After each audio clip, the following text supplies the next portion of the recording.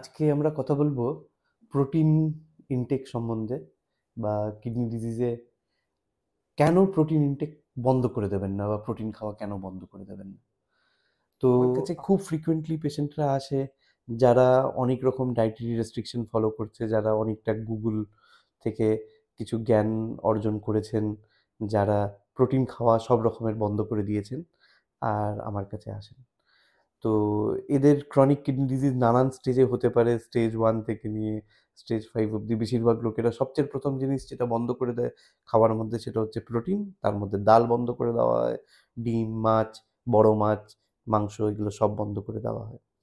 আর আমার কথা হচ্ছে কি, প্রোটিন ইনটেকটা বন্ধ করাটা কিন্তু খুব একটা জাস্টিফাইড না। আর এটা অনেক সময়ই লাভের থেকে ক্ষতি বেশি করতে পারে। কেন সেটা আমি এই টকে বলতে চাই। প্রথম জিনিস হচ্ছে কি, প্রোটিন ঠিক আছে, প্রোটিনের মধ্যে নাইট্রোজেন থাকে। আর এর থেকে কি হয় কি, ইউরিয়া তৈরি হয়। অনেক বেশি প্রোটিন মাত্রায় খেলে ইউরিয়াটা মাত্রা শরীরে বেড়ে যায়। আর তার থেকে অনেক সময় ইউরিমিক সিম্পটমস অ্যারাইজ করতে পারে, এটা ভাবা হয়। কিন্তু যেটা বুঝতে হবে সেটা হচ্ছে কি, যখন প্রোটিনের মাত্রাটা অনেকটা বেশি হয় তখন সেই জিনিসটা হয়।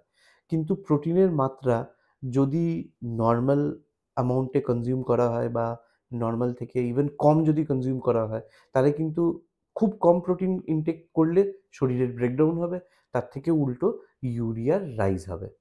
এখন নর্মাল প্রোটিন ইনটেক কতটা রেকমেন্ডেড? নর্মাল প্রোটিন ইনটেক ডিপেন্ড করে মানে বডির ওয়েটের ওপর। আর 0.8 থেকে 1 gram per KG body weight protein intake recommended. 1 gram per KG body weight হলো, ধরুন কেউ 60 কেজি, তো 60 গ্রামস অফ প্রোটিন তার 24 ঘন্টায় খাওয়া রেকমেন্ডেড। প্রথম জিনিস হচ্ছে প্রোটিনের রিকোয়ারমেন্টটা কিন্তু রোজের রোজ পুরো করাটা উচিত। এটা ইউজুয়ালি কোনো স্টোরেজ ফর্মে থাকে না, কি আমরা একটা স্টোর করে দিলাম আর তার থেকে ধীরে ধীরে করে রিকোয়ারমেন্ট পুরো করলাম, সেটা এক্সিস্ট করে না। তো প্রোটিনের রিকোয়ারমেন্টটা আমাদের রোজ পুরো করতে হয়।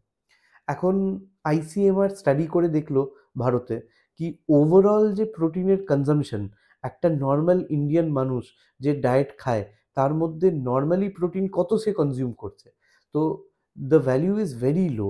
ইট ওয়াজ 0.6 গ্রাম পার কেজি বডি ওয়েট।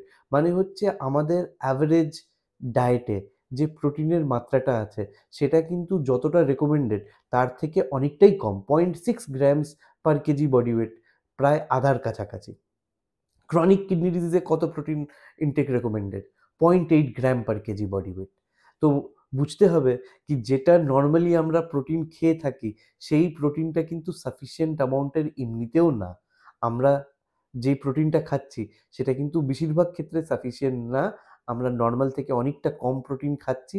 ওই জন্যে 0.8 গ্রাম per KG body weight protein, যেটা প্রোটিন রেকমেন্ডেশন, যেটা ক্রনিক কিডনি ডিজিজের রেকমেন্ডেশন, সেটা কিন্তু আসলে কোনো প্রোটিন রেস্ট্রিকশনের দরকারই নেই। হয়তোবা আমাদের প্রোটিন রিকোয়ারমেন্ট ইনফ্যাক্ট বাড়াতে হতে পারে। তাহলে কেন সবখানে আমরা যেখানেই পড়ে দেখি সেখানে, বা যদি গুগলে সার্চ করেন সবসময় এটা পাচ্ছেন কি প্রোটিন রেস্ট্রিকশন করুন, তাহলে কিডনির পক্ষে ভালো, প্রোটিন খেলে কিডনির পক্ষে খুব খারাপ হয়ে যাচ্ছে। এটা কেন আসছে? এটা আসছে কারণ যে ডেটাটা হয় বা আপনি যে গুগলে সার্চ করেন সেটা কিন্তু ইন্ডিয়ান ডেটাকে নেয় না, সেটা পুরো পৃথিবীর ডেটাকে নেয়। ইউজুয়ালি ফরেন কান্ট্রিজের ডেটাগুলোকে নেয় যেখানে প্রোটিন কন্টেন্ট খাবারে অনেকটা বেশি। ওরা প্রাইমারিলি নন ভেজিটেরিয়ান খাবারের ওপর থাকে, যার মধ্যে অনেক মাত্রায় প্রোটিন ওরা কনজিউম করে। যেহেতু অনেক মাত্রায় প্রোটিন কনজিউম করে, ওই জন্য ওদের জন্য কিন্তু প্রোটিন রেস্ট্রিকশন দরকার। ভারতীয় ডায়েটের জন্য যদি কেউ সাধারণ ভারতীয় খাবার খাচ্ছেন তার মধ্যে কিন্তু প্রোটিনের মাত্রাটা এমনিতেই কম, ওই জন্য আলাদাভাবে প্রোটিন রেস্ট্রিকশন করবেন না। এখন প্রোটিন রেস্ট্রিকশন করলে হবে কি, কি হয়ে যাবে যদি প্রোটিন রেস্ট্রিকশন করেন? প্রোটিন রেস্ট্রিকশন করলে মাসেল লস হয়ে যাবে। আপনাদের শরীরে যে মাসেলগুলো আছে সেগুলো কমে যাবে। যদি মাসেল কমে যায় তাহলে কিন্তু শরীরের প্রতিরোধ ক্ষমতাও কমে যাবে, বাকি কাজ করার এনার্জিও কমে যাবে। মাসেল কমলে হয়তোবা ক্রিয়েটিনিন একটু কমতে পারে, কিন্তু সেই ক্রিয়েটিনিন কমা দিয়ে আমাদের কোনো রকম লাভ নেই যেটা শরীরকে ক্ষতি করে ক্রিয়েটিনিনটাকে কমাচ্ছে। যেটা বুঝতে হবে, বেশি ইম্পর্টেন্স কিন্তু বডির। Body precedes any report. কি আমরা ক্রিয়েটিনিনের রিপোর্ট কমানোর জন্যে যদি বডিকে শেষ করে দিই, সেটার কিন্তু কোনো রকম জাস্টিফিকেশন নেই। কিডনি কিন্তু বডির মধ্যে বাস করে। বডিটা না থাকলে কিন্তু কিডনিটাও থাকবে না। তো ওই জন্যে give preference to your body and do not unnecessarily follow a diet low in protein, যেটা কিন্তু শরীরের পক্ষে খুব ক্ষতিকারক। ডাল বন্ধ করে দেবেন না, ডাল যে নেফ্রোটক্সিক সেটা কিন্তু কেউ কোনোদিন বলেনি। এই মাছ, বড় মাছ বন্ধ করে দেবেন না, কি সব মাছ বন্ধ করে দিলাম কারণ প্রোটিন খুব বেশি খাওয়া হয়ে যায়। প্রোটিন কিন্তু বেশি খাওয়া হয় না। আজকাল একটা খুব ভালো অ্যাপ আছে, সেটা দিয়েও দেখতে পারেন। মানে নানান রকম অ্যাপস আছে যেটা দিয়ে আপনি নরমাল খাবারের মধ্যে কতটা প্রোটিন খাচ্ছেন একটা মোটামুটি এস্টিমেট করতে পারেন। বেশিরভাগ ক্ষেত্রেই কিন্তু দেখবেন কি প্রোটিন আপনি বেশি খাচ্ছেন না। আননেসেসারিলি বেশি রেস্ট্রিকশন করে কিডনিকে ভালো রাখার জন্য চেষ্টা, সেটা করার মানে অনুচিত। ধন্যবাদ।